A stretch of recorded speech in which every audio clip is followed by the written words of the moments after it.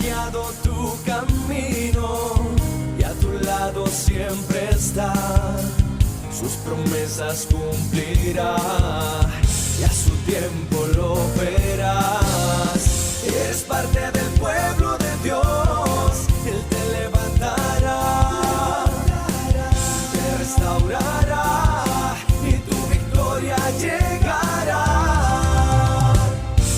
Fuiste llamado y escogido, a su voz has respondido. Es tiempo de creer. Centro Victoria, nacimos para vencer. Un libro que es antiquísimo, es un libro que tiene 2600 años de antigüedad y probablemente, a pesar de ser tan viejo, es uno de los libros que tiene un contenido más actualizado. Si usted quiere entender lo que está pasando hoy en día en el mundo, tiene que entender el libro de Daniel. Daniel fue un muchacho, un adolescente israelita, que junto con varios miles de personas de la élite de Israel, de la gente más poderosa económicamente, intelectualmente, fueron llevados cautivos a Babilonia. En una tragedia histórica, el ejército de Babilonia atacó a Israel, destruyó la ciudad de Jerusalén, destruyó el templo, se llevaron los vasos sagrados que había en el templo, y no solo los vasos, se llevaron a miles de hombres y mujeres. Mataron no sé a cuántos, mataron a los feos, a los pobres, y se llevaron la crema de la crema. Y Daniel llega a Babilonia con todo este contingente de paisanos suyos, y Babilonia es el centro, es lo que veíamos hoy hace 8 días, porque a veces tratamos de leer el libro religiosamente y no entendemos ni la historia, ni el contexto, ni la personalidad de la gente que menciona el libro. Babilonia era el centro del lujo, del poder, de la política, de la sabiduría, del arte, era una potencia a nivel mundial. Y en Babilonia, cuando Daniel llega, tratan de cambiarle su identidad. Les cambian el nombre a él, a sus amigos, quieren hacerlos comer la comida del rey, los meten en un curso intensivo de estudio de 3 años para enseñarles la cultura caldea, el idioma, la religión. Y en medio de toda esa presión enorme que hay para que ellos dejen sus creencias, sus convicciones, su forma de vivir y se plieguen a lo que los babilonios quieren, Daniel logra mantener su integridad. Daniel y sus amigos, 3 de ellos por lo menos, logran mantener su integridad y Dios los respalda y se llega a convertirse en consejero del rey de Babilonia, que se llamaba Nabucodonosor. Y este rey tiene un sueño que ninguno de sus asesores, ninguno de sus magos, de sus brujos, de sus astrólogos puede interpretar. Y no lo puede interpretar porque el rey no se acuerda lo que soñó. Yo creo que a todos nos ha pasado eso. Todos hemos tenido algún sueño que usted sabe que era importante, pero se levanta y aunque le tuerzan el brazo, no logra recordar qué fue lo que soñó. Bueno, pues a uno le pasa. Imagine que usted agarre a su esposa del cuello y le diga, bueno, dígame qué fue lo que soñé y explíqueme qué quiere decir el sueño, porque si no la estrangulo. ¿Qué hace la mujer? Bueno, llama al INAMU. Pero cuando usted es el rey, no necesita estrangular a su mujer. Tiene un montón de gente a la que le paga un super salario para que vivan en el palacio y le interpreten sus sueños, pero los tipos dicen, diga qué soñó y nosotros lo interpretamos. No. Ustedes lo que quieren es engañarme. Tienen que decirme qué fue lo que soñé y también darme la interpretación. Y si no, los mato. Y cuando ya van a ejecutar la sentencia, Daniel se entera qué es lo que está pasando. Él es un recién llegado.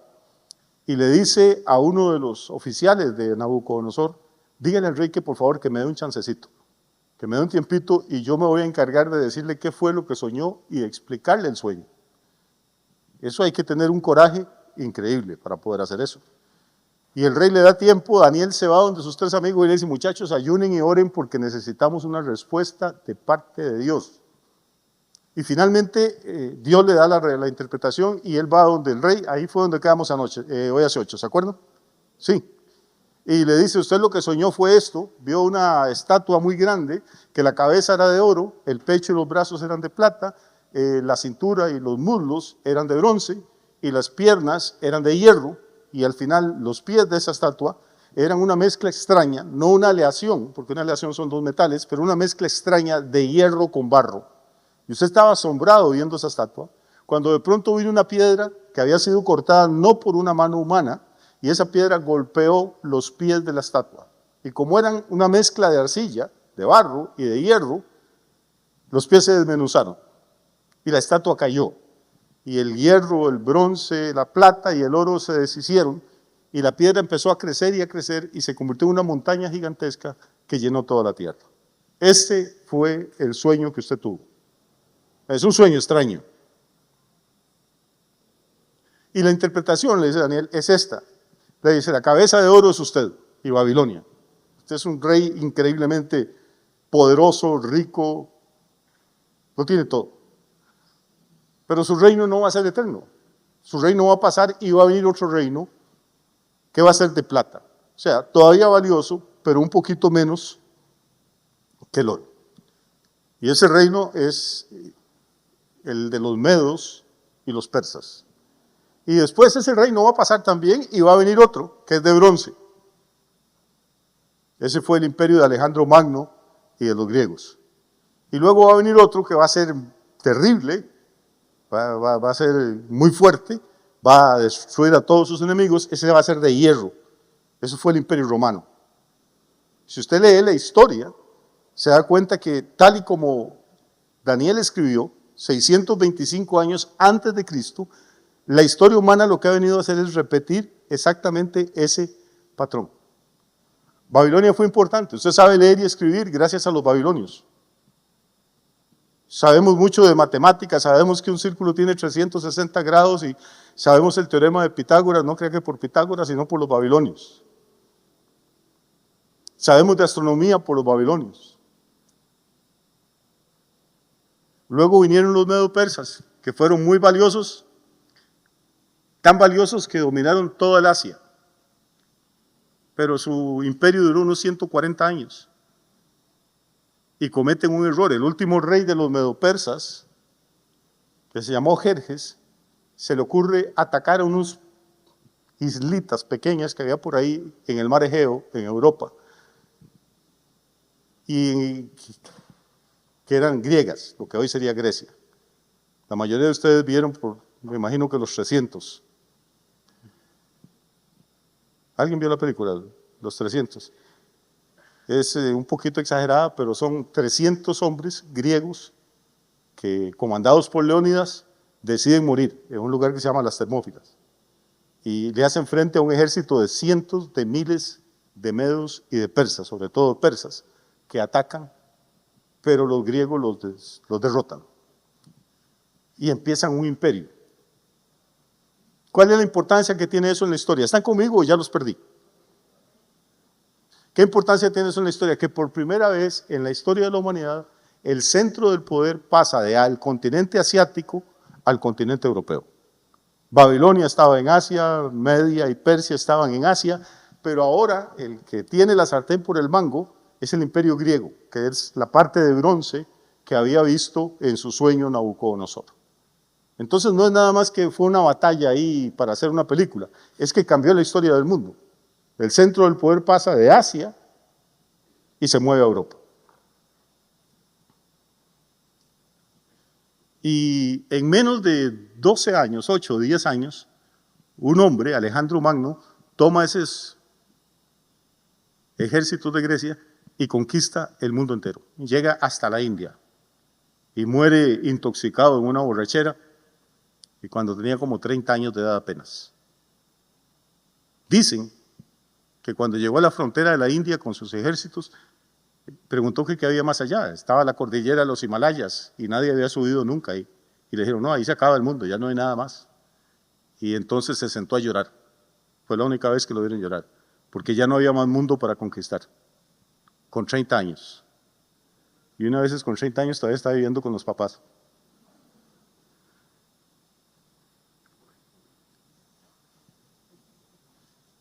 Pero Alejandro muere muy joven, y el reino suyo no deja hijos, y su reino se lo reparten entre 4 generales del ejército. Y a uno de esos generales, pues le toca una provincia que se llama Siria y Palestina, que está en Asia, pero ya conquistada por los europeos. Pasan unas decenas de años, y una tribu que vivía ya perdida en unos pantanos, en un lugar que se llamaba Roma, se convierte en un imperio y derrota a los griegos. Y Roma levanta el imperio más extraordinario que el mundo ha visto. Todo lo que usted sabe de derecho, lo sabe gracias a los romanos.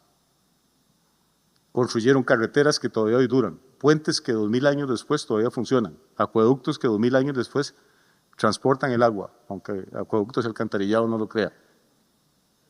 Tenían ingenieros, tenían escritores, poetas, escultores, o sea, eran gente extraordinaria. Y al final, ese imperio también va a caer y queda dividido en 2 partes, lo que se conoce como el imperio de Occidente, que es del que más sabemos, y lo que se conoce como el imperio de Oriente, que es donde hoy está Turquía y todo eso. Son las 2 piernas de hierro que vio el rey en la visión que Daniel explicó. Y en realidad el imperio romano nunca ha terminado. La influencia de Roma sigue siendo hoy en día, a través de la religión, a través de muchas cosas, sigue operando en el mundo entero. Y recuerde, ahora el poder no está en Asia, está en Europa. Y la forma final del imperio romano, pues son 2 piernas, pero va a terminar en 10 dedos. ¿Se acuerda que la estatua tenía los pies con una mezcla de hierro y de barro? Bueno, entonces la forma final del imperio romano iba a ser una alianza de naciones en Europa. Curiosamente, mientras usted ya estaba vivo, cuando usted ya estaba vivo, los países europeos que durante 2000 años se mataron entre ellos, busque cualquier libro de historia y verá que los países de Europa, todos se han odiado a todos. Se unen uno contra otro y se mataban ingleses contra franceses, españoles contra portugueses, todos contra todos. Curiosamente, hace unos 30 años, 40, estos países deciden unirse y hacen algo que se llama la Comunidad Europea.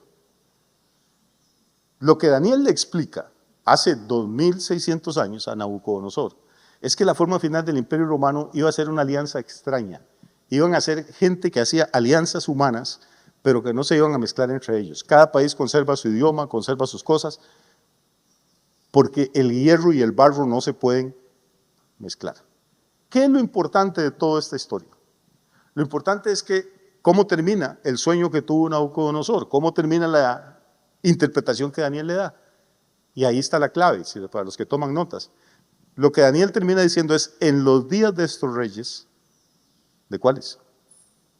Porque ya no estaban el de oro, ni el de plata, ni el de bronce, ni los de hierro, sino en los días de estos reyes, el Dios del cielo levantará otro reino, que no terminará jamás.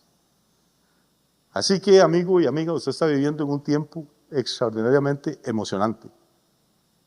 Pero la mayoría de las personas ni siquiera se dan cuenta.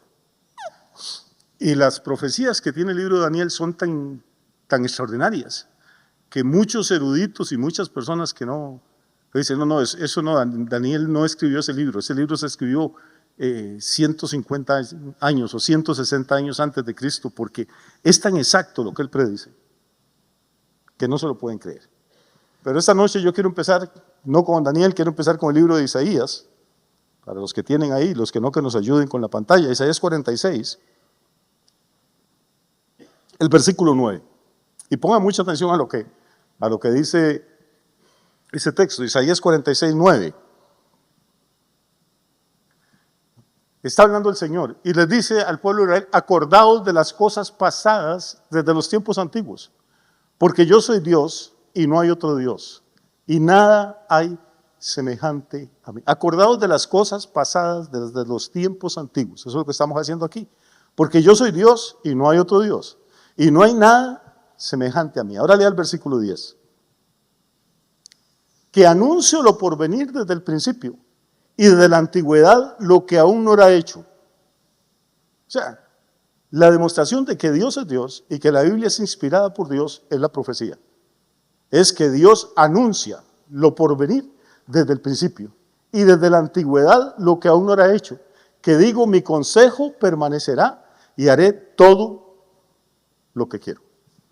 Así es que cuando estamos tratando con el Dios de la Biblia, no estamos hablando con ese viejito cacreco, artrítico, que pintan ahí con una barba blanca que parece que hay que ayudarlo a cruzar la calle.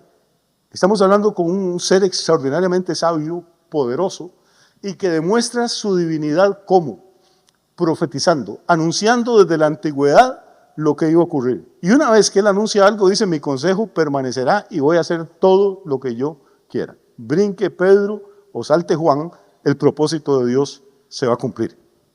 Por eso es que es importante estudiar la profecía. Y es una pena que muchas iglesias ni se enteren, ni les interesa tampoco. Y también es una pena que haya mucho loquito por ahí manipulando los textos para tratar de asustar a la gente. La profecía no es para asustar a nadie, es para prepararnos nosotros y para alegrarnos cuando vemos que lo que la Biblia dice se está cumpliendo delante de nuestros ojos. ¿Estamos de acuerdo en esto? Muy bien, entonces vamos a ver si entramos al tema. Hay un profeta contemporáneo de Daniel que se llamó Ezequiel. Ezequiel fue parte de esos cautivos que Nabucodonosor se llevó para Babilonia. O sea, vivió también unos 625 años antes de Cristo. Y Ezequiel estuvo cautivo 22 años en Babilonia. Tuvo tiempo suficiente de conocer a Daniel. Todos esos pseudoeruditos que dicen que el libro de Daniel no es del año 600, sino del año 160 después de Cristo, en realidad se olvidan de una cosa, y quiero dejarles esto a ustedes y a los que algún día verán también el video, voy a dejarles unos textos para que los busquen ahí en su Biblia, o los anoten, es el libro de Ezequiel.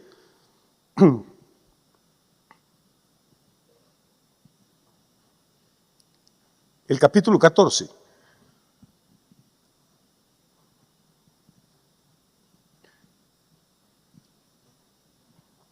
Vamos a leer desde el versículo 12 en adelante. Ahorita entramos con Daniel, pero es que esto es importante aclararlo primero. Ezequiel 14, 12. Dice, vino a mí palabra de Jehová diciendo, hijo de hombre, cuando la tierra pecare contra mí, rebelándose pérfidamente, y extendiré yo mi mano sobre ella, y le quebrantaré el sustento del pan, y enviaré en ella hambre, y cortaré de ella hombres y bestias. Si estuviesen en medio de ella estos tres varones, Noé, Daniel y Job, ellos por su justicia librarían únicamente sus propias vidas, dice Jehová. Lo que Dios está diciendo es, cuando el pueblo de Israel peque contra mí, y yo mande juicio contra Israel, si acaso estuvieran estas tres personas juntas, serían las únicas que se salvarían, dice Dios. ¿Cuáles serían esas tres personas que se salvarían por su justicia, por su integridad, por su santidad, por su consagración? Dice, Noé, que se había salvado del diluvio. Daniel, que es el profeta que vamos a estudiar. Y Job, del que el mismo Dios dijo que era varón recto, perfecto, temeroso de Dios y apartado del mal. O sea, ¿qué clase de carácter tenía Daniel? Es que a veces vemos nada más la estatua y las bestias, pero no vemos el hombre que Dios está usando para traer toda esa revelación a nosotros. O sea, Dios dice que si el pueblo sigue pecando, el juicio va a ser terrible. Y que si acaso tres personas se podrían salvar, que serían Noé, que ya estaba muerto, obviamente Job, que también estaba muerto, y Daniel, que era contemporáneo de Ezequiel. Y más adelante, en el capítulo 28 de Ezequiel,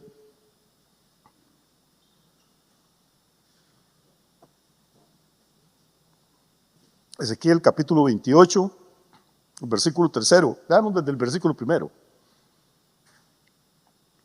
Vino a mí palabra de Jehová diciendo, hijo de hombre, dile al príncipe de Tiro, así ha dicho Jehová el Señor, por cuanto se enalteció tu corazón y dijiste, yo soy un Dios, en el trono de Dios estoy sentado en medio de los mares, siendo tú hombre y no Dios, y has puesto tu corazón como corazón de Dios.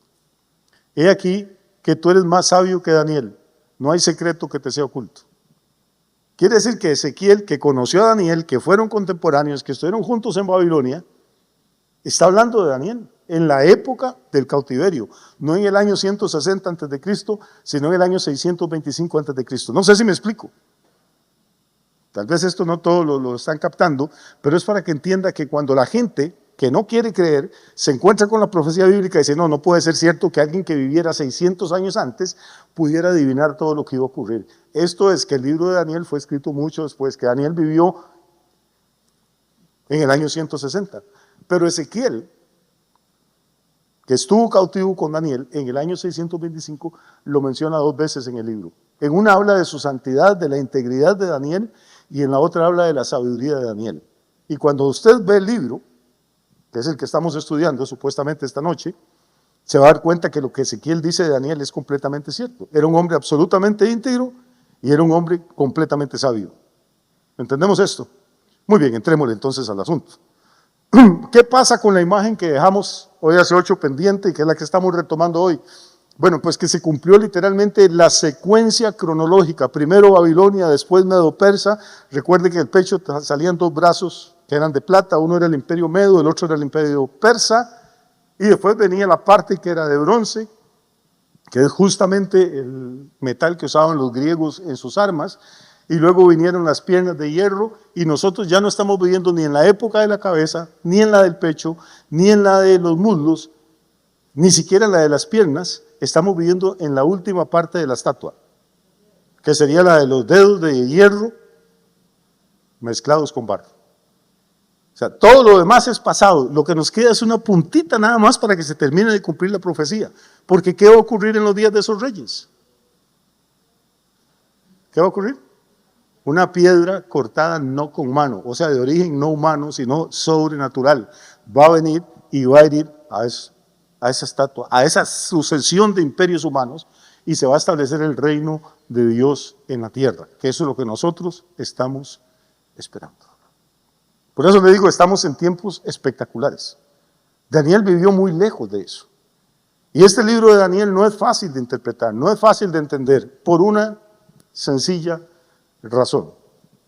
Vamos, antes de entrar en materia, a explicar esto. Capítulo 2, verso 28 de Daniel, para que tomen nota. Vamos a ir ahora al libro de Daniel, dejemos a Isaías y a Ezequiel queditos. Daniel capítulo 2, versículo 28. ¿Qué dice? Dice, pero hay un Dios en los cielos, el cual revela los misterios, y él ha hecho saber al rey Nabucodonosor lo que ¿qué? Lo que ha de acontecer. ¿Cuándo? Ok, entonces esta estatua que Nabucodonosor está viendo es una revelación que Dios le da sobre lo que ha de acontecer en los postreros tiempos. Y si seguimos leyendo Daniel más adelante, vamos a encontrar más textos. Capítulo 8, versículo 17. Daniel 8, 17. Vino luego cerca de donde yo estaba, y con su herida me asombré y me postré sobre mi rostro. Pero él me dijo, entiende, hijo de hombre, porque la visión es ¿para cuándo? Note la insistencia que hay de que este es un libro que tiene que ver con los postreros días, con el tiempo del fin. Daniel 10, 14. Voy a darle 2 versículos más para no cansarlos. Daniel 10, 14.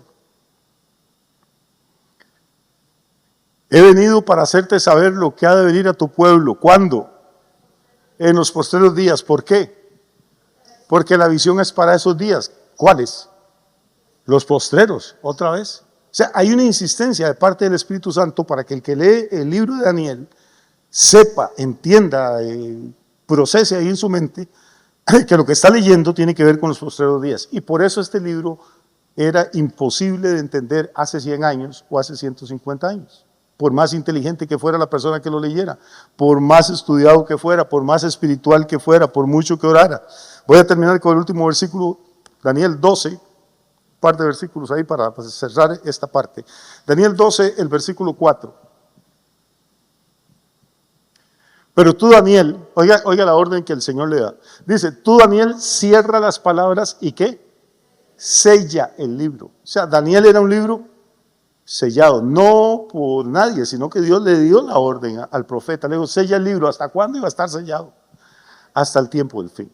Muchos correrán de aquí para allá y la ciencia aumentará. Es la generación que estamos viendo. Millones de personas viajando todos los días, moviéndose de un lado para otro. En la época de Daniel, en la época de Jesús, en la época de sus abuelos, la gente se moría sin conocer San José. Un viaje a San José era una aventura, que casi nadie viajaba.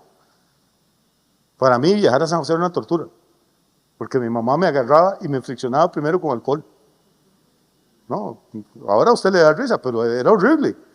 Uno quedaba oliendo a borracho y después lo rociaban con talco por la espalda y después le ponían periódico, La Nación o La República. Y esa cosa picaba donde usted se movía.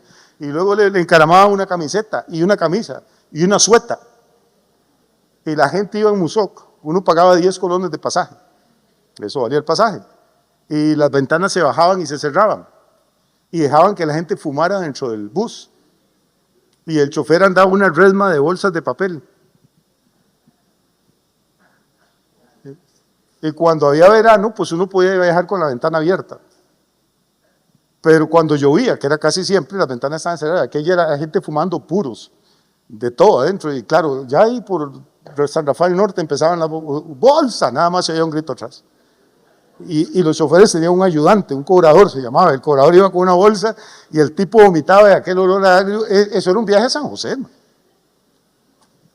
Ahora la gente va de un país a otro, va y viene, millones de personas vuelan. ¿Cómo pudo Daniel ver todo eso? Pero esto es una señal de que estábamos llegando al tiempo en que el libro se le iba a quitar el sello y la gente lo iba a poder interpretar o comprender o entenderlo de una forma diferente. Terminamos con el versículo 9 de Daniel 12.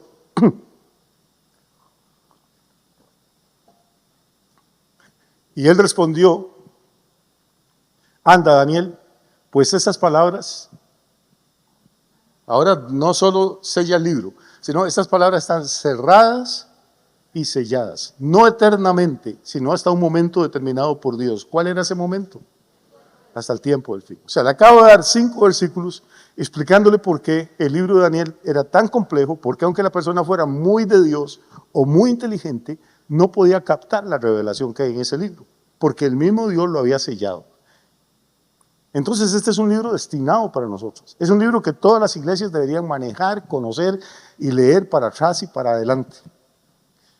Y sin embargo usted va a las iglesias y siguen predicando lo mismo, que el diablo es malo, que el pecado es feo, que si los aretes, que si la falda, que si la mujer puede usar pantalones, las mismas boberías de toda la vida. En lugar de estar dedicados a lo que Dios quiere que nos dediquemos, que sería a buscarlo a Él para que nos dé entendimiento de esto. Muy bien. Ahora, si arrancamos en Daniel 2, última visita.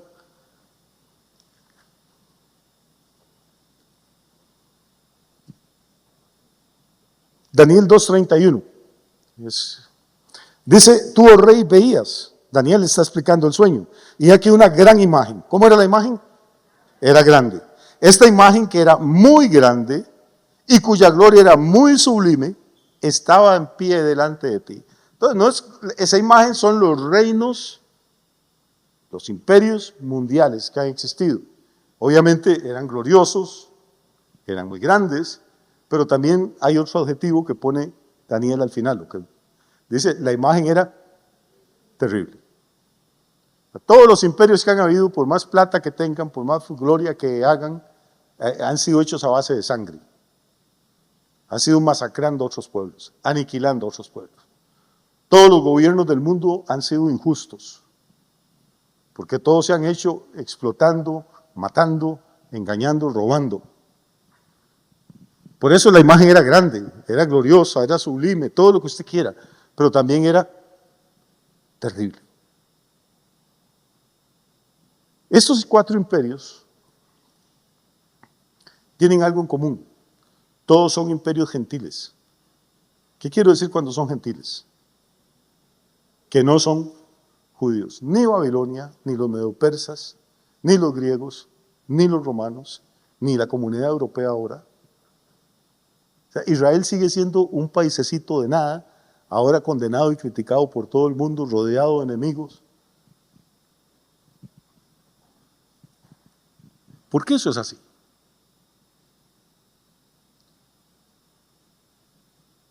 Dejamos a Daniel quedito un momento ahora y ya vamos a volver a él, no se preocupe. Pero vamos a ir al Nuevo Testamento. Lucas capítulo 21.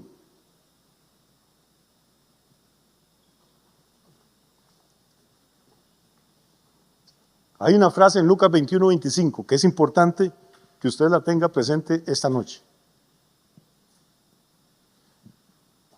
Dice el Señor, habrá señales en el sol, en la luna y en las estrellas, en la tierra, angustia, ¿qué? Entre las gentes. ¿Y qué más?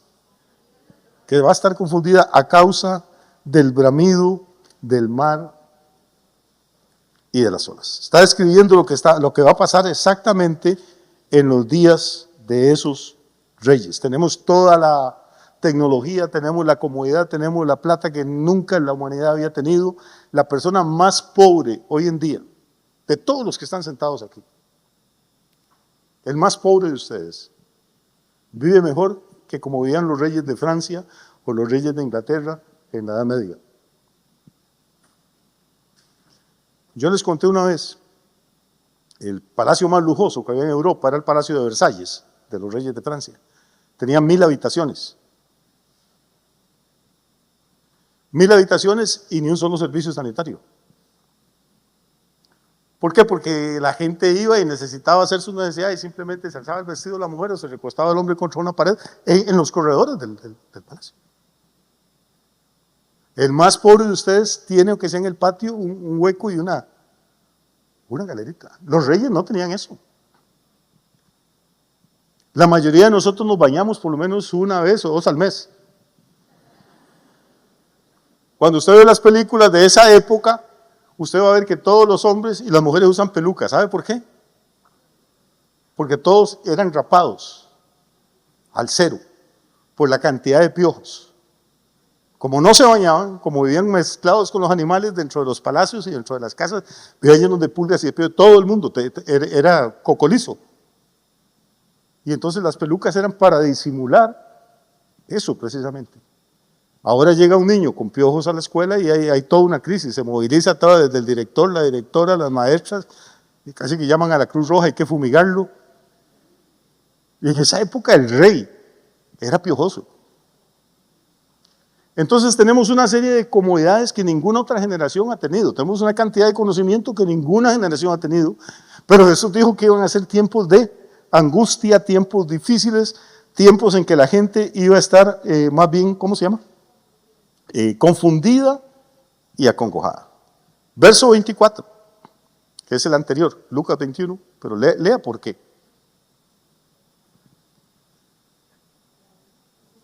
Dice, está hablando de los judíos, dice, caerán a filo de espada y serán llevados cautivos a todas las naciones, y Jerusalén será hollada por los gentiles hasta que los tiempos de los gentiles se cumplan. Apunte ese versículo y apunte esa frase.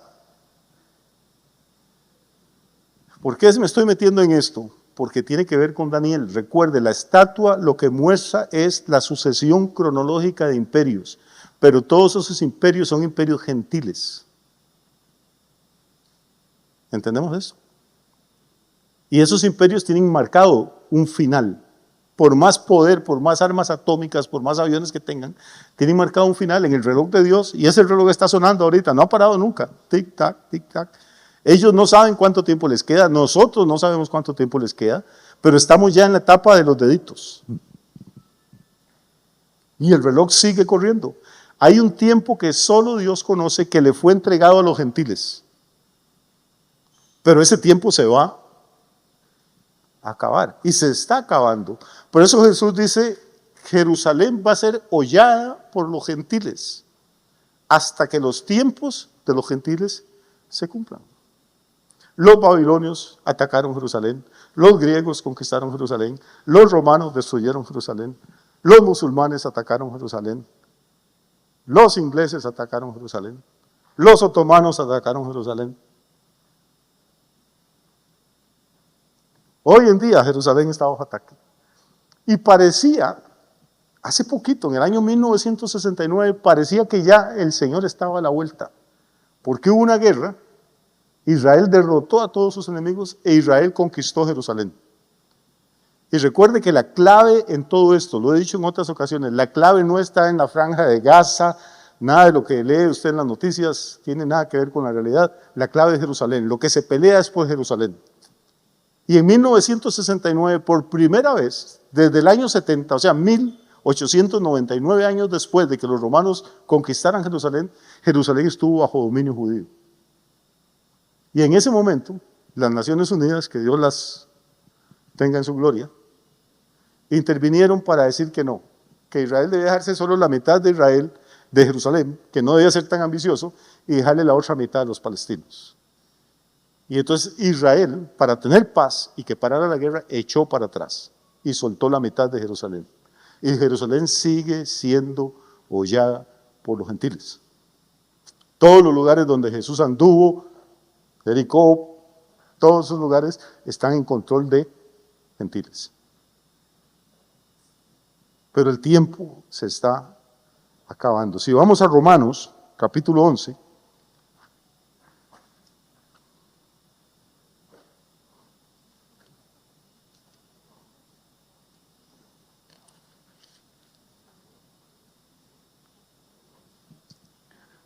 Romanos 11, versículo 25. Pero ¿cómo va a ganar Israel si no se quieren convertir, si rechazaron a Cristo, si no quieren al Mesías? Romanos 11, 25, porque no quiero, hermanos, que ignoréis este misterio. O sea, vamos a prepararnos porque viene algo un poquito complejo, es un misterio. No quiero, hermanos, que ignoréis este misterio, para que no seáis arrogantes en cuanto a vosotros mismos, que ha acontecido a Israel endurecimiento en parte, hasta que haya entrado, ¿qué? En plenitud de los gentiles. Entonces Pablo le está escribiendo a la iglesia en Roma, que son gentiles. Y esa iglesia está sacando pecho y dice, miren, nosotros que somos gentiles, y esos judíos cabezones que no se quieren convertir, y Pablo se da cuenta y dice, hermano, no quiero que se pongan orgullosos, no quiero que se pongan vanagloriosos, como que ustedes fueran mejor. Es que esto es un misterio, es algo que Dios está revelando y que antes nadie sabía. A Israel le ha venido un endurecimiento en parte. Un endurecimiento de corazón. ¿Por qué en parte? Porque no todos los israelitas están endurecidos. De hecho, Pablo pues era judío. Muchos del equipo eran judíos, muchos judíos se convirtieron. Y todavía hoy en día se siguen convirtiendo. Pero comparados con la masa de judíos que hay en el mundo, los que se convierten es una gotita nada más. ¿Por qué? Porque el pueblo está endurecido en parte. Leen el Antiguo Testamento, ven las profecías de Cristo y son incapaces de ver a Cristo ahí. De hecho, en Israel todavía es prohibido predicar el Evangelio. Yo no puedo ir a hacer una campaña en Israel evangelística, que me sacan a pito y caja. No hay libertad de culto. Israel está endurecido, pero ese endurecimiento va a pasar. ¿Cuándo va a pasar? Dice, Israel está endurecido parcialmente, hasta que haya entrado la plenitud de los gentiles.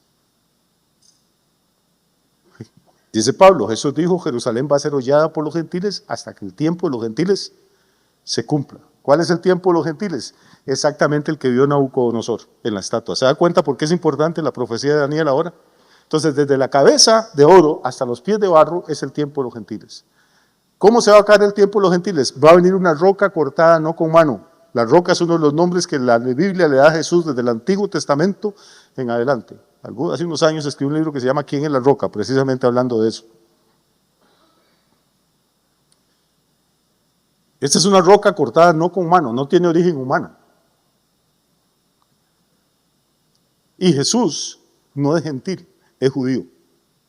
Y él dijo, la salvación viene de los judíos. Entonces, cuando Cristo venga, se va a acabar la estatua, se va a acabar, toda esa estatua va a ser hecha polvo. Eso fue lo que Daniel le dijo a Nabucodonosor. Y esa roca se va a convertir en un monte tan grande, en un reino tan poderoso, que va a llenar toda la tierra. La gloria de Dios va a llenar el planeta entero. Esa es la imagen bíblica. Todo eso que la gente pelea y lucha en las Naciones Unidas y todo eso no lo va a lograr ningún esfuerzo humano. El reino de Dios y su justicia se va a establecer cuando Cristo regrese con poder y gloria.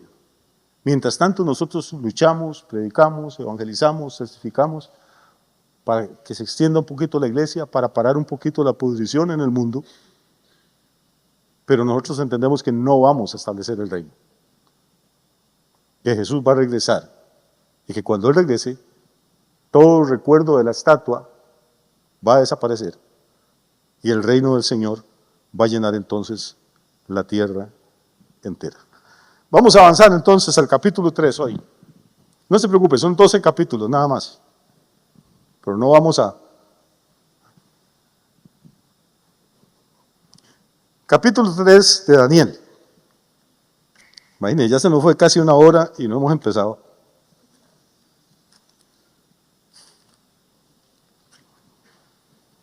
Daniel tiene 3 amigos que se llaman Sadrach, Mesach y Abednego.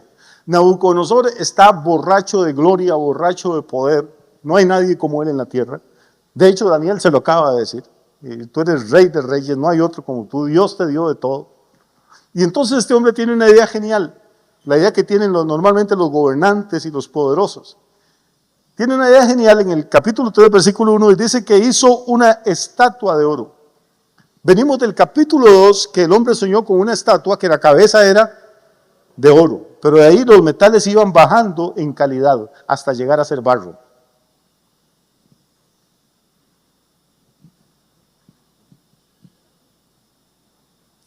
Y entonces él tiene una idea y dice, bueno, pues yo puedo corregir a Dios. ¿Por qué hacer una estatua que solo la cabeza sea de oro? La que yo soñé solo que sea de oro. Me voy a mandar una que sea desde la cabeza hasta los pies de puro oro. Tengo el oro para hacerlo, tengo los artistas, tengo los orfebres y me da la real gana hacerlo. Entonces se hace una estatua muy interesante. Hizo una estatua de oro cuya altura era de 60 codos y su anchura de 6 codos. La levantó en el campo de Dura, en la provincia de Babilonia. Es una llanura. Note las dimensiones, 60 codos de altura. Un codo son 45 centímetros. Quiere decir que la estatua medía 27 metros de alto. Es más o menos el triple de la altura que hay desde acá hasta allá arriba. Trata de imaginarse la clase de muñeco que era eso. 60 codos de altura y 6 codos de ancho. 6 codos son 2 metros 70. ¿Cuánto puede pesar una estatua de 27 metros de altura por 2,70 de ancho? Uno para casarse tiene que pedir prestado para comprar un anillo. Y este tipo tenía oro hasta para tirar para arriba. Y le quedó bonita la estatua. Ahora, es curioso, ¿dónde levanta la estatua? En la provincia de Babilonia. Babilonia es importantísima en la Biblia. Aparece desde Génesis hasta Apocalipsis. Y una de las cosas más importantes es que en Babilonia es el primer lugar donde los hombres se rebelan contra Dios. Termina el diluvio, salen del arca, Dios le dice que se multipliquen, que fructifiquen, que llenen la tierra, que se extiendan por todo el planeta, que lo repueblen. Pero la tribu que llega a Babilonia, a Mesopotamia, dice, ¿para qué vamos a ir más lejos? Mire qué llanura hay aquí, mire qué campo. Aquí uno tira un grano de trigo y levanta una fanega. Quiere andar uno allá, capaz de que nos toca en un desierto, quedémonos acá. Y quedémonos acá y hagamos una torre. Entonces Dios les dijo, salgan y vayan y llenen la tierra. Y ellos dijeron, tenemos una idea mejor, ¿para qué maltratarnos tanto? Hagamos una torre acá. ¿Recuerdan? Y todavía la conocemos como la Torre de Babel. Y Babel precisamente es la raíz de Babilonia. Y Babel significa confusión. Y si usted llega a Apocalipsis capítulo 17 y 18, se va a encontrar que todavía Babilonia está vivita y coleando en nuestra época. Y con eso vamos a cerrar la próxima semana. Si Dios quiere, vamos a meternos en ese tema. Pero hoy vamos a quedarnos por acá. En ese lugar donde los hombres se habían rebelado por primera vez, Nabucodonosor se rebela contra la visión que Daniel le dio. Dios dijo que oro, plata, no, pero yo tengo oro suficiente para no meterle ni plata, ni hierro, ni bronce, ni menos barro. Vamos a levantar una estatua gigantesca de 27 metros por 2,70 y le quedó tan bonita que tuvo otra idea mejor. Mandó a que se reunieran los sátrapas, los magistrados. Los sátrapas eran los gobernadores de las otras provincias. Los magistrados, está hablando de funcionarios judiciales. Capitanes eran los del ejército, eran los militares. Oidores, que también pertenecen al poder judicial. Tesoreros, consejeros, jueces y todos los gobernadores de las provincias para que vinieran a la dedicación de la estatua que el rey Nabucodonosor había levantado. Alistó la orquesta filarmónica de Babilonia, reunió todos los músicos. Y bueno, pues esta estatua está tan bonita que vamos a hacer una cosa. Cuando los músicos toquen, todos van a tener que arrodillarse y adorar la estatua que yo hice. La Biblia no dice, pero yo me imagino a quién se parecía la cabeza de esa estatua.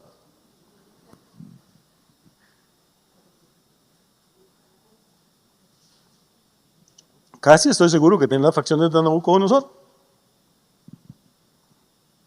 porque el hombre tenía un ego infladísimo, como vamos a ver después.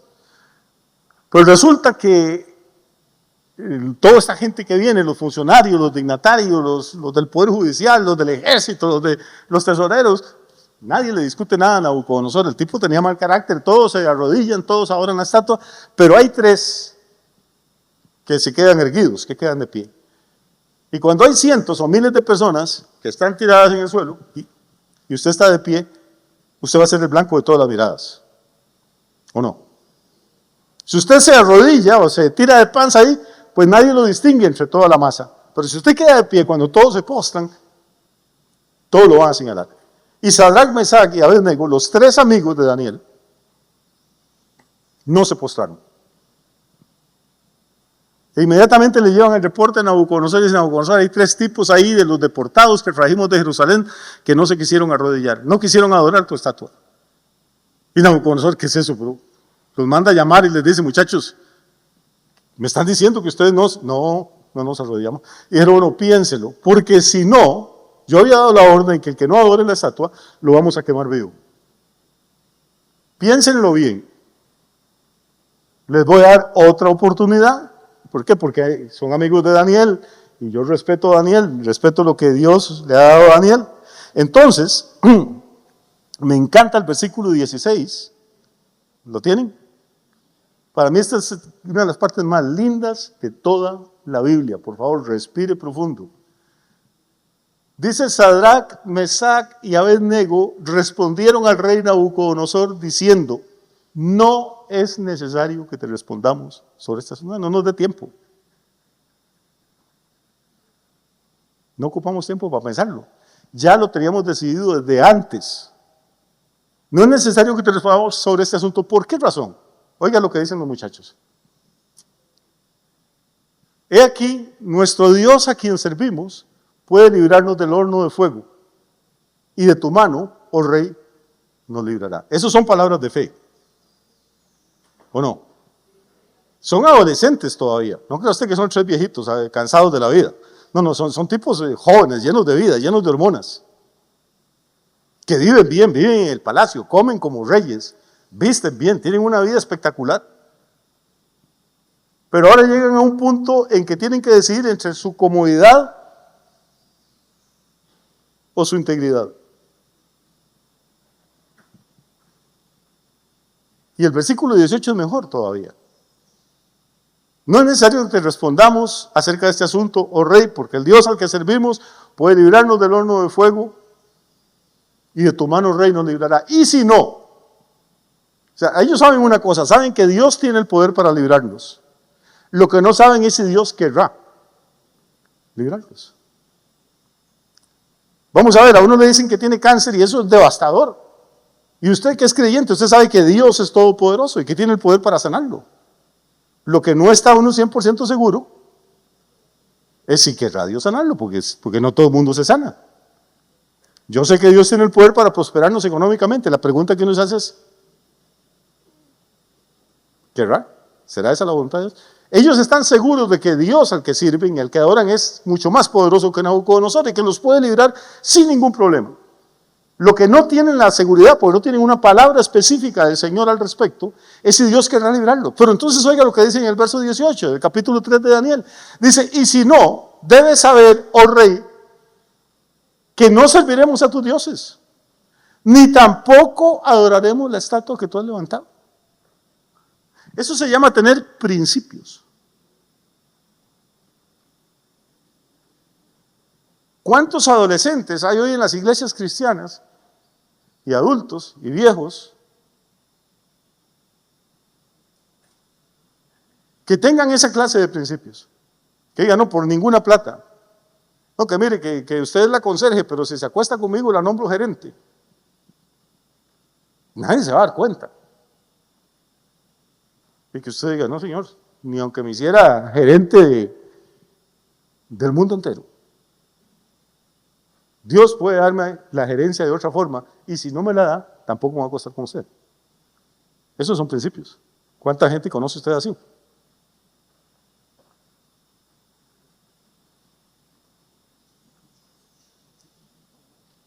y el rey entra en un arrebato de ira. Este tipo era como bipolar. De pronto un día se levanta contentísimo, glorificando a Dios, el otro día quiere arrancarle la cabeza a todo el mundo.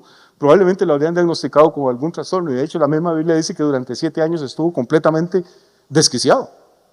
Él no era una persona racional, con la que usted pudiera sentarse a dialogar y explicarle. El momento que estos 3 muchachos que le servían a él en el palacio, se niegan a adorar la estatua, inmediatamente dice que calienten el horno más de lo normal y que los tiren al horno. Y todos ustedes saben lo que pasó.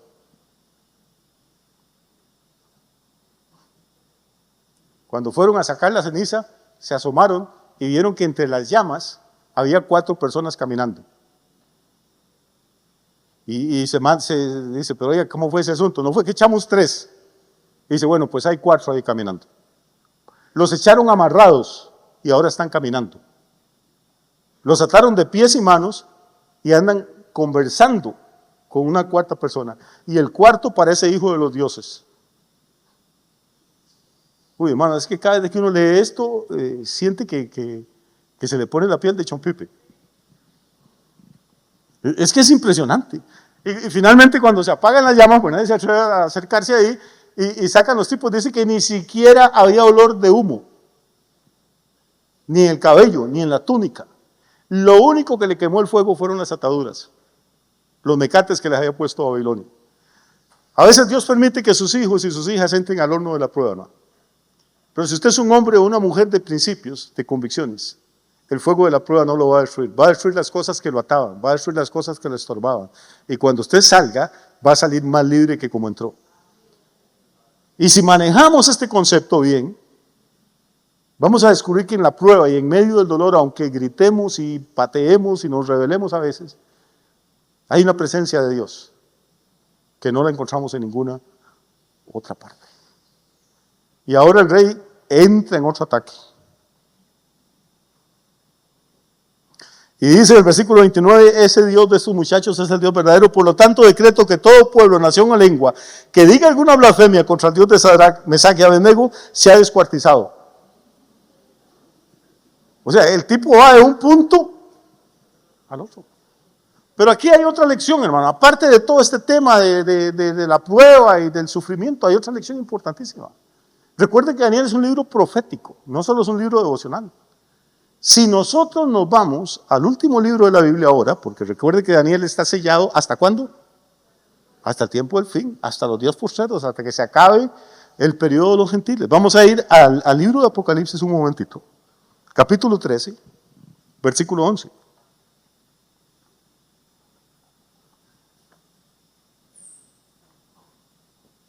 Después vi otra bestia que subía de la tierra. Este es Juan, ya no es Daniel. Ya Daniel tenía 6 siglos de estar con el Señor. Y esta bestia que subía de la tierra tenía 2 cuernos, semejantes a los de un cordero. O sea, es una bestia interesante. Tiene cuernos como un cordero. Los corderos son mansos. Pero cuando habla no dice ve, sino que habla como un dragón. Y nosotros sabemos lo que representa el dragón en la Biblia. Verso 12. Y ejerce toda la autoridad de la primera bestia en presencia de ella, y hace que la tierra y los moradores de ella adoren a la primera bestia, cuya herida mortal fue sanada. No me voy a meter en eso ahorita. Verso 13. También hace grandes señales, de manera que aún hace, ¿qué? Descender fuego del cielo a la tierra. 14. Y engaña a los moradores de la tierra. Está hablando del falso profeta que le va a servir al anticristo.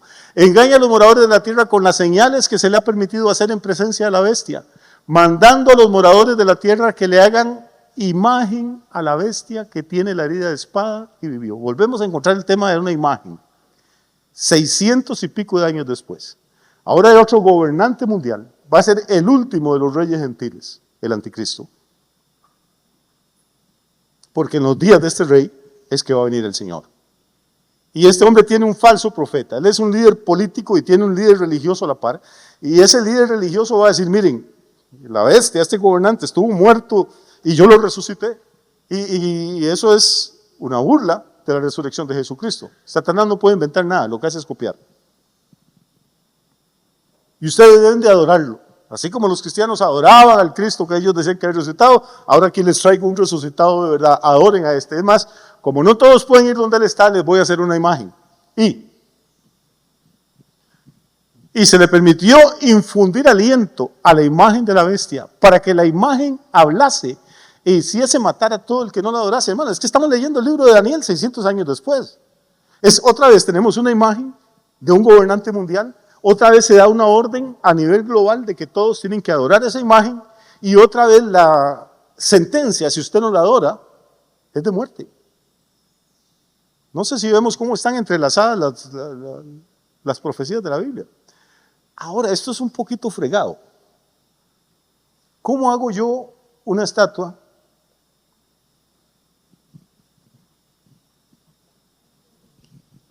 que todo el mundo vea? Recuerde que este Apocalipsis fue escrito hace 2000 años. Si usted hace una estatua y la pone en Jerusalén, pues la verán los judíos que estén por ahí o los turistas que vayan. Pero ¿cómo va a ver uno desde aquí una estatua que está en Jerusalén? Si aquí en San Isidro teníamos una ahí encima de la piedra, el Señor se la pidió de un relampagazo. Pero bueno, depende, si usted pasaba por la carretera la veía, pero si estaba en su casa o estaba allá por Palmares o por Acuar, ni siquiera uno podía ver esa estatua. ¿Cómo puede ser una estatua para que la vean los habitantes de toda la tierra?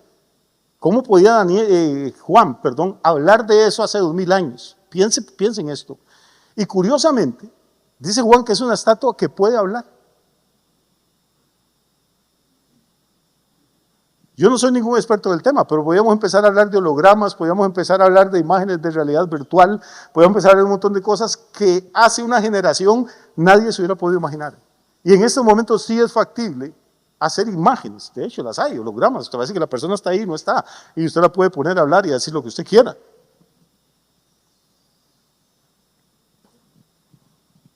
Por eso hemos insistido muchas veces, nuestra generación es la única generación que podría entender toda esta serie de detalles. Nuestros abuelos, por más lindos y consagrados que fueran, jamás hubieran podido. Y por eso insisto tanto en que somos una generación privilegiada. De hecho, la Biblia dice que santos y profetas del Antiguo Testamento desearon ver y oír lo que nosotros oímos, y no pudieron. De hecho, el Nuevo Testamento dice que hasta los ángeles del cielo anhelan mirar en estas cosas, y no pueden. Y aún así la gente en las iglesias está llena de gente que tienen Biblia en su casa y prefieren oír 4 barrabasadas y falsas profecías y tipos que les quitan la plata, prefieren que estudiar ellos la Biblia.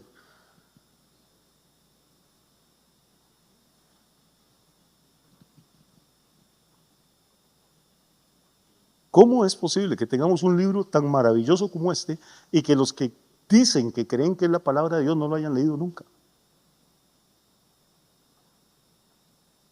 Es que yo no me explico, no tengo tiempo, dicen. Bueno, despéguese un ratito de Facebook, despéguese del televisor, levántese 15 minutos antes, acuérdese que cuéstese 15 minutos más tarde, pero hermano y hermana mía, métase en este libro porque no va a encontrar nada más actual. Lo he dicho otras veces, cuando usted lee el periódico, si todavía hay gente que lea periódicos, cuando lo lee, lo que está viendo son las noticias de ayer. Porque los periódicos los imprimen a las 3, 4 de la mañana con lo que había pasado el día anterior. Cuando usted lee la Biblia, está leyendo las noticias de mañana. Porque recuerda que empezamos con Isaías. Una de las pruebas de que Dios existe y que no hay otro como Él, es que se le anuncia desde la antigüedad las cosas que habían de acontecer. Y lo que Él determina, nadie lo puede cambiar. La mayor prueba de la divinidad de Dios y de la existencia de Dios es la profecía bíblica. No hay ninguna mente humana que hubiera podido imaginar a 2600, a 2000 años cómo iba a ser el mundo. Pero estos hombres estaban hablando siendo inspirados por el Espíritu Santo de Dios. ¿Aguantan un ratito más? Sí. Muy bien, eso es más o menos lo que ocurre en el capítulo 3. En el capítulo 4 se nos deschaveta Nabucodonosor, que ya hemos visto que no venía muy bien, pero ya el capítulo 4 está completamente cucú. Y se queda paseando por Babilonia y viendo toda la gloria y los jardines y los palacios y los templos que había hecho, y empieza a decir, esta es la gran Babilonia que yo edifiqué para la gloria mía. Daniel le había dicho, unos poquitos años o unos poquitos meses atrás, tú eres la cabeza de oro, eres el rey de reyes porque Dios te ha dado el poder y la sabiduría. Dios. Pero ahora él ve todo aquello y se infla. Y dice, esto es lo que yo edifiqué. E inmediatamente pierde la razón. Y dura 7 años. Enajenado, enfermo. Recuerden, en esa época no hay psicólogo, no hay psiquiatra, no hay tranquilizantes, no hay un asilo donde internarlo. Y al hombre le da por salir a andar por los porceros y comer pasto y dormir al aire libre. Sigue siendo el rey, pero está loco. Y si el loco quiere dormir al aire libre o al sereno, y usted se atreve a decirle, no, vamos para acostarse, recuerden que el hombre tiene un carácter fatal. Nadie le dice nada. Este es el capítulo 4. Usted lo puede leer en su casa porque no tiene mucho que ver con la profecía. Capítulo 5, dejamos a Nabucodonosor y se nos muere. Y viene uno de sus sucesores, que se llama Belsasar. Ya Daniel está un poco mayor en esta época. Ya no es el muchacho que habíamos visto recién llegado a Babilonia, donde trataban de cambiarle su cultura, su fe, su identidad. Ahora llega Belsasar, que está empezando a gobernar y está celebrando que acaba de subir al trono. Se ha muerto su antecesor y él hereda el trono y hace una fiesta. Cuando esta gente hacía fiestas, créame que eran fiestas. Hace una fiesta y tiene 1000 invitados. Hizo un gran banquete a 1000 de sus príncipes. ¿Cuántos príncipes había en Babilonia si él escogió a 1000? Esta gente gobernaba regiones enteras. Y los manda a llamar a todos y dice, venga, tenemos que celebrar, muchachos. Y no solo vénganse, tráiganse a sus esposas. Entonces ya tenemos 1000 príncipes y 1000 princesas y 1000 príncipes. Entonces tráiganse las queridas también. Ya que estamos en esto, hagamos la fiesta en grande. El rey Belsasar hizo un gran banquete a 1000 de sus príncipes y en presencia de los 1000 bebían vino. Belsasar, con el gusto del vino, mandó que trajesen los vasos de oro y de plata que Nabucodonosor, su padre, había traído del templo de Jerusalén, para que bebiesen en ellos el rey y sus grandes, sus mujeres y sus concubinas. Esto es una fiesta. Bebían vino. O sea, ¿usted cree que tenía una botellita de vino para 1000 tipos, las esposas, las amigas? Aquello eran galones, toneles, barricas de vino. Y cuando al hombre ya se le alegra el entusiasmo, ya no le alcanza el vino para divertirse, se acuerda y dice, bueno, cuando papá hace años conquistó Jerusalén, se trajo los vasos que había en el templo de Dios, los vasos sagrados, los vasos de oro, los que nadie podía tocar, y los metió en la cámara del tesoro, probablemente en el museo de Babilonia, donde tenían los trofeos que habían traído de todas las naciones que conquistaban. Cuando les llegaban dignatarios o embajadores o visitantes, pues Nabucodonosor los paseaba por ahí, mire, esto lo quitamos a esta gente, esto fue otra nación que destruimos, esto fue otra batalla que ganamos. Y esto lo sacamos de Jerusalén. Ahí están todas las cosas de oro con las que adoraban a aquel Dios de ellos que no sirvió para defenderlos. Y ya borracho, Belsasar dice con el gusto del vino, esa es la forma educada de decir que ya estaba hasta las manitas. Con el gusto del vino, mandó que trajeran los vasos de oro y de plata que Nabucodonosor, su padre, había traído del templo de Jerusalén, para que bebieran en ellos el rey y sus grandes, sus mujeres y sus concubinas. Y entonces fueron traídos los vasos de oro. El rey habló que habían traído del templo de la casa de Dios que estaba en Jerusalén. Y bebieron en ellos el rey y sus príncipes, sus mujeres y sus concubinas. Ya estaban pasados de tragos y ahora empiezan a beber vino. Ahora, ¿usted no cree que trajeron de Jerusalén 2 vasos y 3 tazas? Le estoy diciendo que hay miles de personas en esa fiesta. Y que los grandes del rey, sus mujeres y sus concubinas, todos están participando y todos están tomando en los vasos sagrados, en los vasos del templo.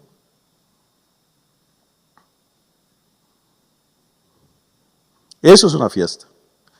Pero no solo bebieron vino, sino que dice, bebieron vino, dice el versículo 4, y alabaron a los dioses de oro y de plata. de bronce y de hierro, de madera y de piedra. Si algo tenían en Babilonia, era dioses, de todos los tamaños. Y Belsasar está diciendo, ¿quién era el Dios de Israel? Si mi antepasado lo derrotó, les destruimos la ciudad, les quemamos el templo, nos robamos todo esto. Salud.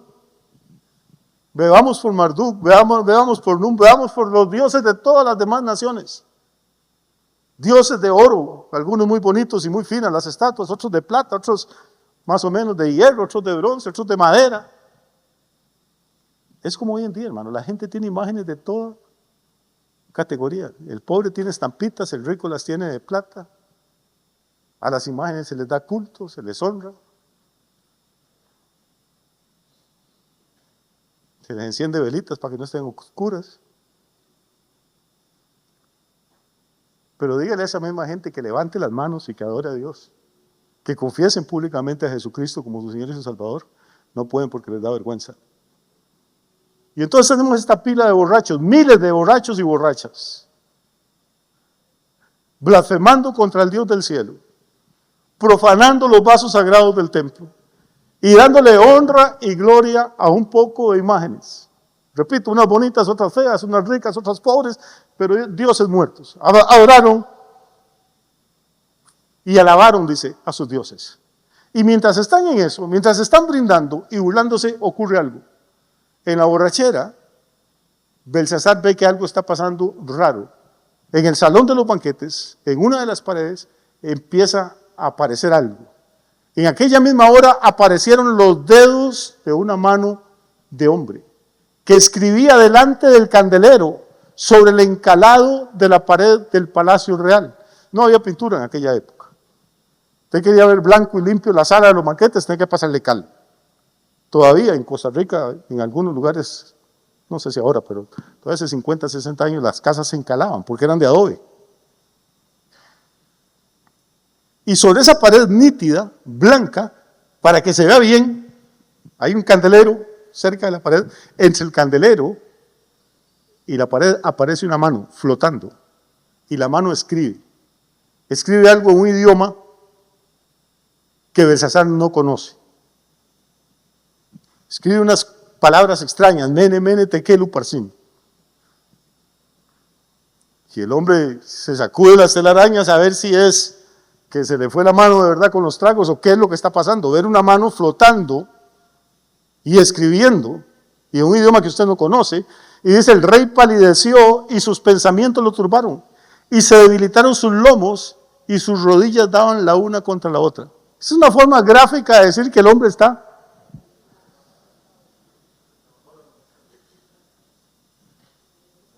Hay sustos que curan cualquier borrachera. Y este es uno de esos. La fiesta se le transforma de pronto en una ocasión de susto, de angustia, el versículo 7. Y el rey gritó en alta voz que hicieran venir magos, caldeos y adivinos, y dijo el rey a los sabios de Babilonia, cualquiera que lea esta escritura y me muestre su interpretación, será vestido de púrpura, la tela del color de los reyes, y un collar de oro llevará a su cuello, y será el tercer señor del reino.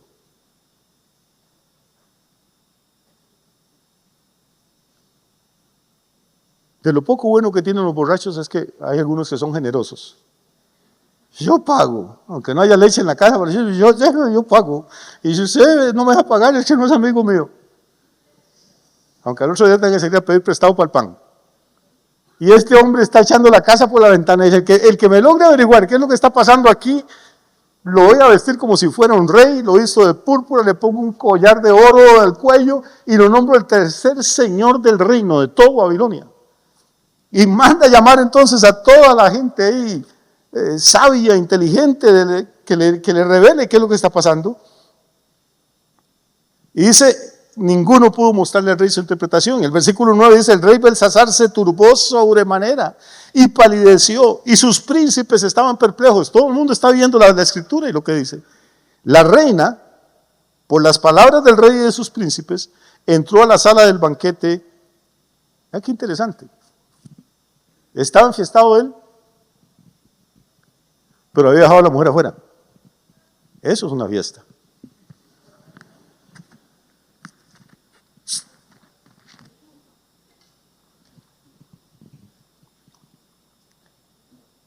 La reina oyó los gritos y el escándalo que había ahí dentro de la sala, y entonces entró. Dice: la reina, por las palabras del rey y de sus príncipes, entró a la sala del banquete y dijo: Rey, vive para siempre. No te turben tus pensamientos, ni te pongas tan pálido, ni palidezca tu rostro. En tu reino hay un hombre en el cual mora el espíritu de los dioses santos. Y en los días de tu padre se halló en él luz e inteligencia y sabiduría, como sabiduría de los dioses, al que el rey Nabucodonosor, tu padre, oh rey, constituyó jefe sobre todos los magos, astrólogos, caldeos y adivinos. Por cuanto fue hallado en él mayor espíritu y ciencia y entendimiento para interpretar sueños y descifrar enigmas y resolver dudas. Esto es en Daniel, al cual el rey puso por nombre Belsasar. Llámese pues ahora Daniel y él te dará la interpretación. ¿Qué reputación tiene Daniel, hermano?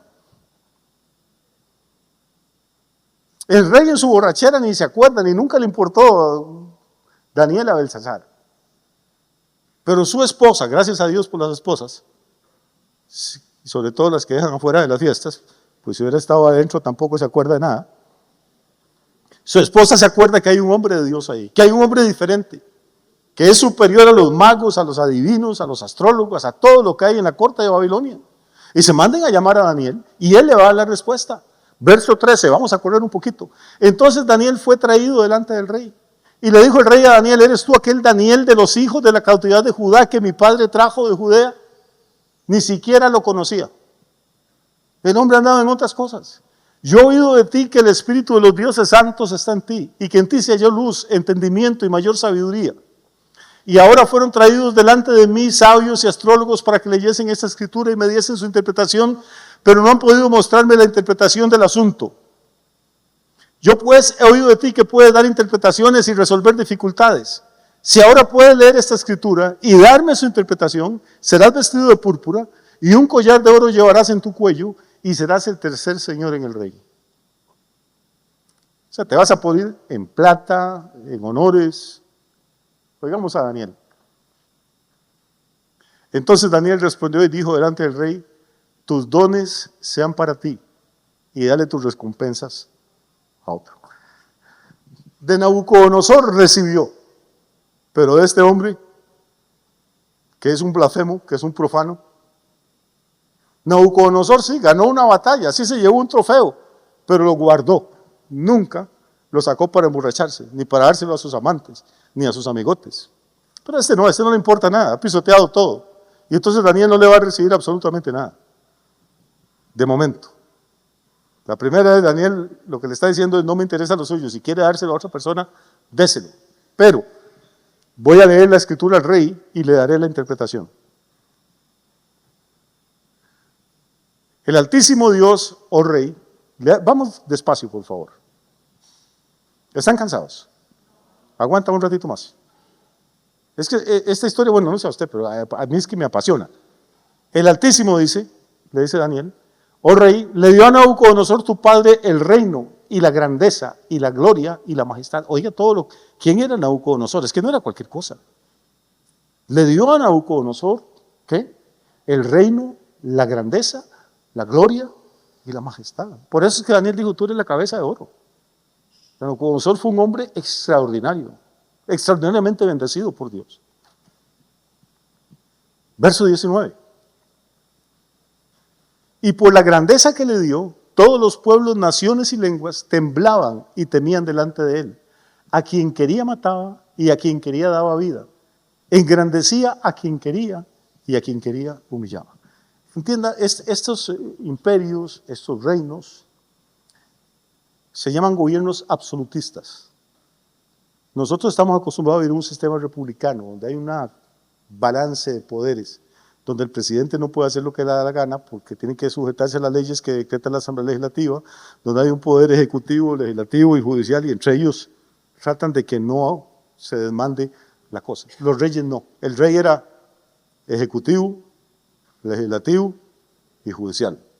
¿Me explico? O sea, el rey podía dar leyes. El que no abre la estatua, que lo maten. No había ningún código de eso, porque el rey se la inventaba.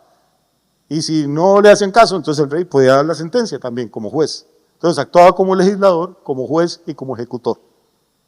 Eran monarquías absolutas.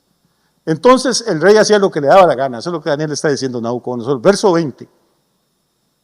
Mas cuando su corazón se ensoberbeció y su espíritu se endureció en su orgullo, fue depuesto del trono de su reino y despojado de su gloria. ¿Se acuerda que le conté que estuvo en el capítulo 4, el hombre un poquito afectado? Verso 21. Y fue echado entre los hijos de los hombres, y su mente se hizo semejante a la de las bestias, y con los asnos monteses fue su morada, y hierba le hicieron comer como a buey, y su cuerpo fue mojado con el rocío del cielo, hasta que reconoció que el Altísimo Dios tiene dominio sobre el reino de los hombres, y que pone sobre él a quien le place.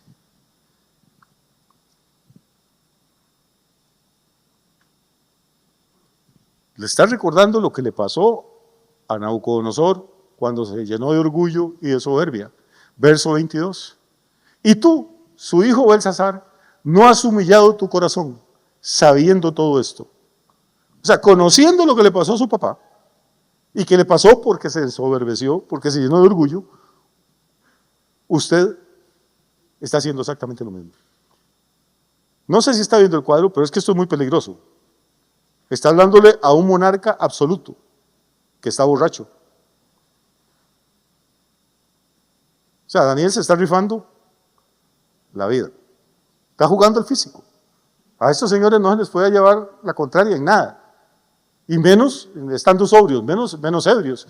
Tú, su hijo Belsasar, no has humillado tu corazón sabiendo todo esto, sino que contra el Señor del cielo te has ensoberbecido, e hiciste traer delante de ti los vasos de su casa, tú y tus grandes, tus mujeres y tus concubinas, bebisteis vino en ellos. Además de esto, le diste alabanza a dioses de plata y oro, de bronce, de hierro, de madera y de piedra, que ni ven, ni oyen, ni saben. Y al Dios en cuya mano está tu vida, y cuyos son todos tus caminos, nunca honraste. ¿Cuánta gente es la que Dios ha bendecido y ni cuenta se dan que es Dios el que los bendice? ¿Creen que fue la herencia que les dejó el papá? ¿Creen que ellos son muy jugados, muy inteligentes? ¿Creen que son muy buenos para los negocios? Dios los bendice, los prospera, los guarda, pero nunca le dan la honra ni la alabanza. Nunca tienen tiempo para Dios. Están tan ocupados con sus juguetes, con sus casas, sus fincas, sus carros, sus ganados, sus bendiciones, sus cuentas bancarias. No tienen tiempo para las cosas espirituales. Pero tarde o temprano se van a dar cuenta del error. Y eso es lo que le está pasando a Belsasar en este momento. Nunca honraste al Dios cuyos son todos tus caminos. Versículo 24. Entonces, de su presencia fue enviada la mano que trazó esta escritura. Ese es un texto raro. Leemos en la Biblia que Dios mandó ángeles a veces, ¿o no? Pero mandó una mano.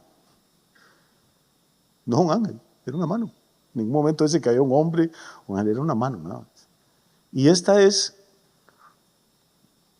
la segunda vez, nada más, en toda la historia de la humanidad, que la mano de Dios escribe. La primera fue en los 10 mandamientos, en las tablas de piedra, dice que él las grabó en su propia mano, diciendo que era lo justo y lo correcto. ¿Qué decía el primero de esos 10 mandamientos? Yo soy Jehová tu Dios, no tendrás imágenes delante de mí, no te inclinarás a ellas, ni las honrarás. Y este hombre acaba de quebrantar eso. Y ahora la mano que había escrito el primer mandamiento está escribiendo juicio en la pared. Pasarán siglos antes de que la mano de Dios vuelva a escribir en el Nuevo Testamento, cuando llevaron una mujer adúltera delante de Jesús para que ver si la apedreaba. Y Jesús se agachó y empezó a escribir en el polvo. Son 3 veces, una la ley, la otra el juicio y la otra la misericordia, la gracia. Y esta es la segunda vez. Y Belsasar está que no se sostiene en pie. De su mano fue enviada, de su presencia fue enviada la mano que trazó esta escritura. Y la escritura que trazó es Mene, Tekel, Uparsin. ¿En qué idioma era eso? No sabemos. Probablemente alguna lengua de la que se hablará en el cielo. Y que Dios le reveló a Daniel en ese momento. Verso 26. Y esta es la interpretación del asunto. Mene significa que contó Dios tu reino y le ha puesto fin. Está en plena inauguración el hombre. Y ya se le está acabando la oportunidad. Dios contó tu reino y le ha puesto fin. Tekel significa que has sido pesado en balanza y fuiste hallado falto.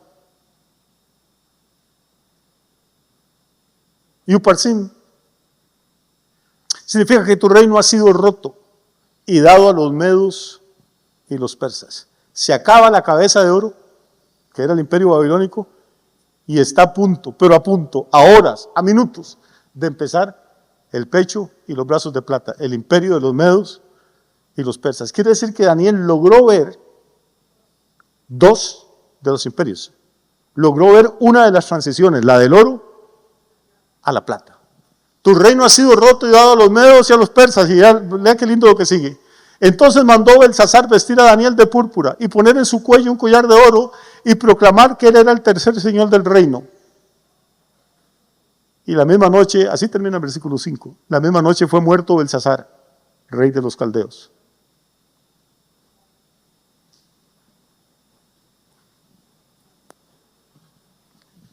Murió borracho, murió bajo el juicio de Dios. El reino que pensaba disfrutar, no disfrutó nada. Es una historia triste la de ese hombre. Pero me alegra ver cómo Dios le permitió a Daniel, que repito, ya probablemente estaba grande en esta época, ver cómo se empezaba a cumplir la profecía que él le había dado a Nabucodonosor. Cómo la cabeza de oro dejaba de ser para entrar. Y esa misma noche los medopersas entraron a Babilonia. Murió Belsasar. La misma noche fue muerto Belsasar, rey de los caldeos. ¿Y qué pasa? Dice, y Darío de Media tomó el reino, siendo de 62 años. Es que la Biblia te dice hasta el detalle que tenía Darío esa noche cuando tomó el reino. ¿Qué lección podemos sacar de esto? Yo creo que hay una cosa interesante. Si me regalan 10 minutitos más, yo termino. Y de hoy en 8 ya nos vamos a enfocar en la profecía, si Dios quiere, y cerramos. La última sesión va a ser de hoy en 8. No va a haber repaso para poder ganar tiempo. Así que sí. Pensemos en el capítulo 1 de Daniel. Echemos para atrás el cassette un momentito.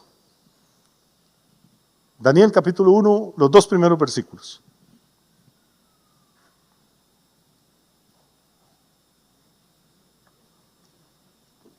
El año tercero del reinado de Joacim, rey de Judá, vino Nabucodonosor, rey de Babilonia, a Jerusalén y la sitió. Estamos echando el cassette para atrás, ¿verdad? Que nos estamos devolviendo. ¿Y qué dice el versículo 2? Viene Nabucodonosor con su ejército y le pone sitio a la ciudad de Jerusalén. Y el Señor entregó en sus manos a Joacim, rey de Judá, y parte de los utensilios de la casa de Dios. Y los trajo a tierra de Sinar, a la casa de su Dios, y colocó los utensilios en la casa del tesoro de su Dios.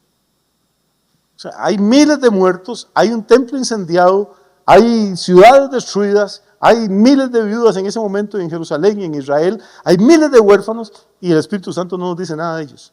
Lo que nos dice es que este hombre, Nabucodonosor, entra al templo, destruye el templo, y se lleva los utensilios de oro y los pone en la casa de su Dios en tierra de Sinar.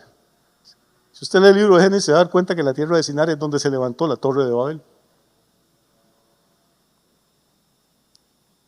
O sea, eso es terrible, eso es sacrilegio. Sacar los vasos de oro y los instrumentos, los utensilios de oro del templo del Dios verdadero y los fue a meter en la casa del templo de su Dios, donde había vasos y candeleros y platos de quién sabe cuántos dioses, de cuántas naciones que habían conquistado los babilonios. Tomó lo santo, lo único, lo que pertenecía al único Dios, Nabucodonosor hizo eso, y lo trató como si fuera algo común, como si fuera vasos iguales a los de todos los dioses que ellos habían derrotado. No sé si me estoy explicando. No. Esto es importante. Pero no hubo ningún juicio de Dios sobre él por hacer eso. Porque si usted lee el versículo 2, dice que fue Dios el que entregó a Joacim y a los utensilios y al templo y a la ciudad en manos de Nabucodonosor. Y Nabucodonosor no menospreció los vasos. Él no conocía al Dios verdadero. Simplemente para él era otro Dios que había derrotado y lo llevó y lo guardó ahí en el museo de Babilonia, en la tierra de Sinar. Pero Belsasar es otra historia diferente.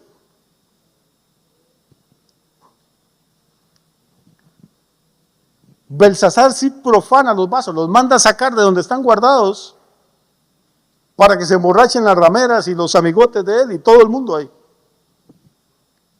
Entonces tenemos que estos vasos tuvieron una travesía interesante. En primer lugar, estaban en el lugar donde debían estar, en el templo de Dios. Segundo lugar, pasan a un lugar donde no debían estar. En vez de ser tratados como algo especial, los sacerdotes de Israel trataban esos vasos con una reverencia y un respeto increíble. En vez de ser algo único y especial, ahora pasan a ser unos vasos más en la colección que tiene Nabucodonosor. Pasan de ser algo especial a ser algo común y corriente. Pero cuando llega Belsasar, los pasa de ser algo común y corriente a ser algo degradado, a ser algo envilecido, a ser algo contaminado. No sé si me estoy explicando. Dese cuenta que hay una gradación aquí. Y esto es una ilustración del problema que tenemos hoy en día en la sociedad.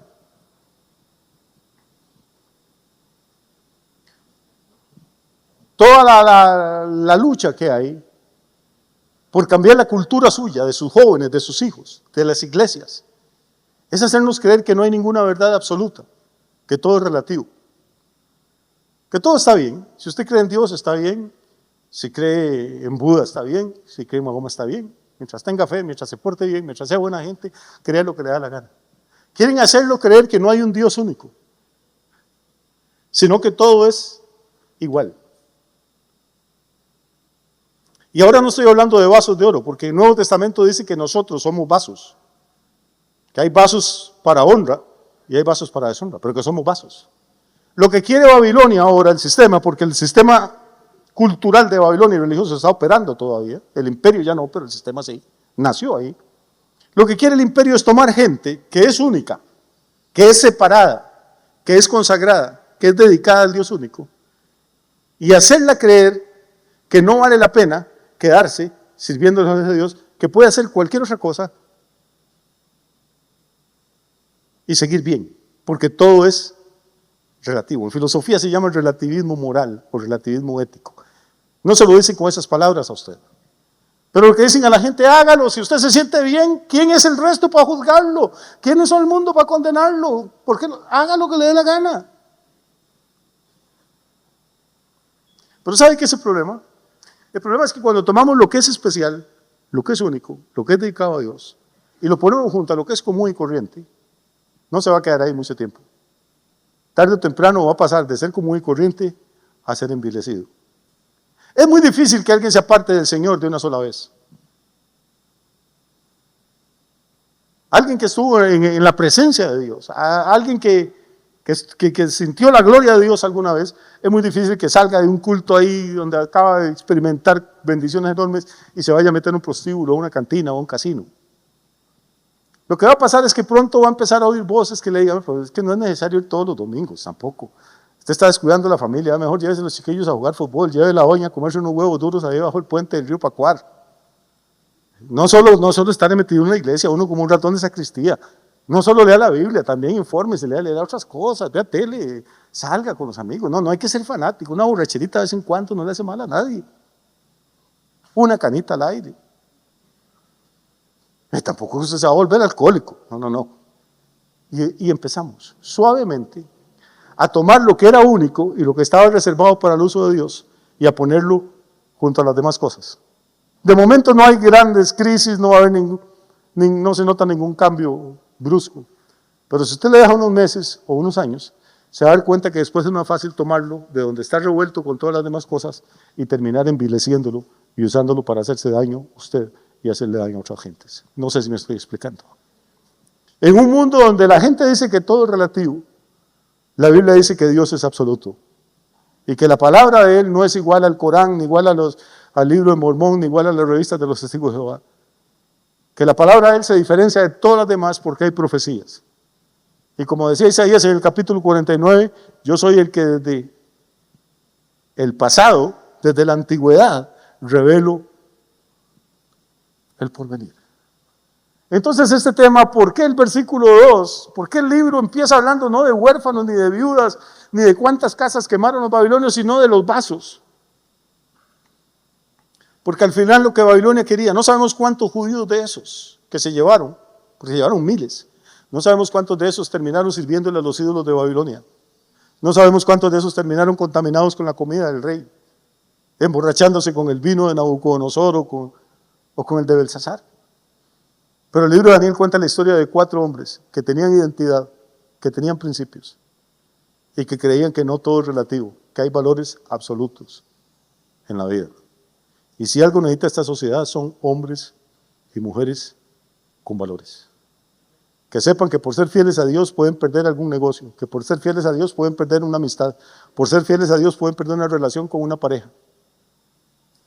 Y que Dios es capaz de darles el negocio, un negocio mejor, o una pareja mejor, o amistades mejores. Pero que aún si no se las diera, no vamos a adorar